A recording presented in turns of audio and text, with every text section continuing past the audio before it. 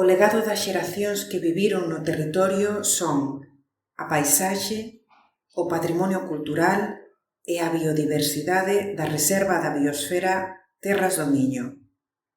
Os veciños dos seus concellos son os protagonistas da súa historia.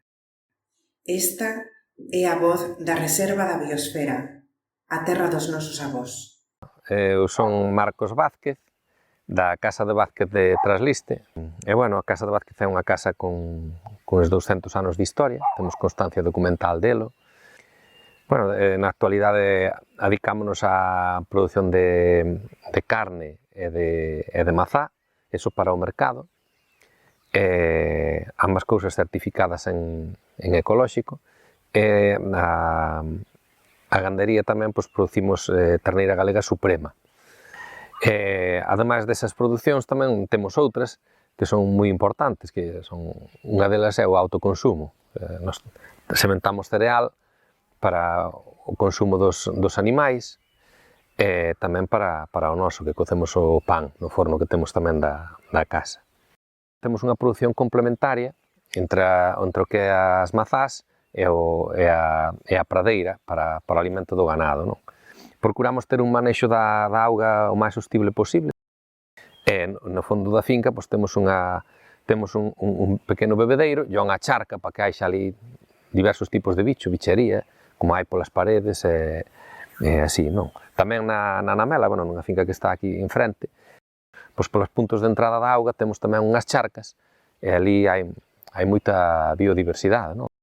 Parecen ás veces tonterías, pero coido que teñen moita importancia. E, por suposto, ás veces poñémonos a protexer cousas que non sabemos ben o que é, en cambio hai paredes feitas que costaron aos nosos antepasados un montón de tempo. Eu non digo deixa que apartar unha parede hai que apartala, non? Pero arrasalas por método, nós non o facemos. Que antes de tirar unha parede pensámoslo un pouquiño. Eu sempre digo que tuve unha fortuna de nacer onde nacín e no momento no que nacín. Síntome moi afortunado e teño autoestima nese aspecto moi elevada, non?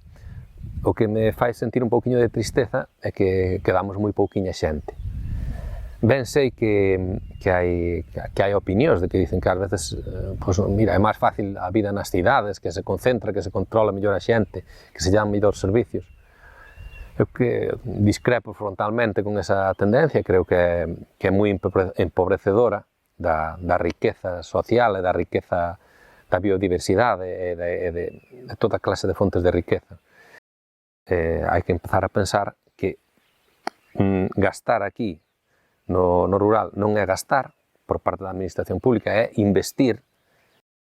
Entón, bueno, eu quero transmitir que vivir no campo, vivir do campo, facer cousas no campo, a tempo parcial, a tempo total, como queira que sexa, todas as formas son compatibles, con grandes labranzas, con pequenas labranzas, con autoconsumo. De verdade, non é porque sea vago, nin fomente a vaguería, nin que a xente sea maleante, pero hai que fomentar ás veces o que é doado de facer, o que non asusta. O sea, ter 10 vacas é doado. Sacarlle algún rendemento económico é moito máis que rendemento económico. A 10 vacas é doado. A 100 xa non é tanto. Por iso hai que felicitar os que teñen 100, pero tamén son os que teñen 10.